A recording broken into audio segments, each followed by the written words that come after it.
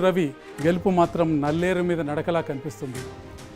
నాగర్ కర్నూలు తర్వాత తెలంగాణలో అతి ముఖ్యమైన నియోజకవర్గం నల్గొండ వైపుకి వెళ్దాం. నల్గొండ నియోజకవర్గంలో గెలుపోటములు ఏ విధంగా ఉన్నాయో ఒకసారి చూద్దాం. నల్లగొండ జిల్లా వామపక్ష ఉద్యమాల ఖిల్లా.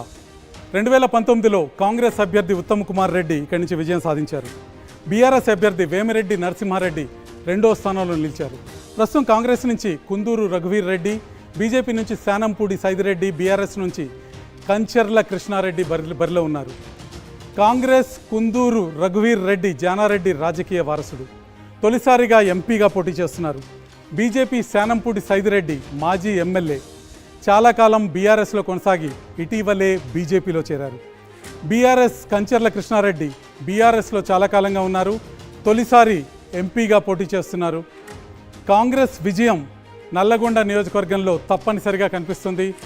రఘువీర్ రెడ్డి ఖచ్చితంగా విజయం సాధించే అవకాశాలు కనిపిస్తున్నాయి. రఘువీర్ రెడ్డికి అనుకూలంగా పనిచేస్తున్న అంశాలు ఏంటో ఒకసారి చూద్దాం.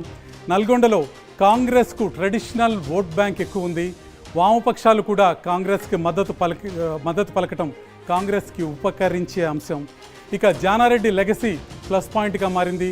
గెలుపు బాధ్యతను రేవంత్ కోమటిరెడ్డి బ్రదర్స్పై పెట్టడంతో ఖచ్చితంగా గెలిచే అవకాశాలు కనిపిస్తున్నాయి. కోమటిరెడ్డి బ్రదర్స్ ఇద్దరు తీవ్రంగా శ్రమిస్తున్నట్టు కనిపిస్తుంది విజయం కోసం. ఉత్తమ్ కుమార్ సిట్టింగ్ సీట్ కావటం కూడా ప్లస్ పాయింట్గా మారింది.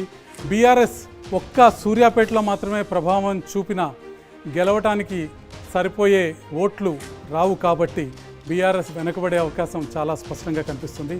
ఇక నల్గొండలో బీజేపీ చాలా బలహీనంగా ఉంది. అది కాంగ్రెస్ అభ్యర్థికి ప్లస్ పాయింట్గా కనిపిస్తుంది. బీజేపీ సైదిరెడ్డి సొంతగా కష్టపడుతున్న గెలిచే అవకాశాలు కనిపించడం లేదు. నల్లగొండ తర్వాత ఖమ్మం జిల్లాలో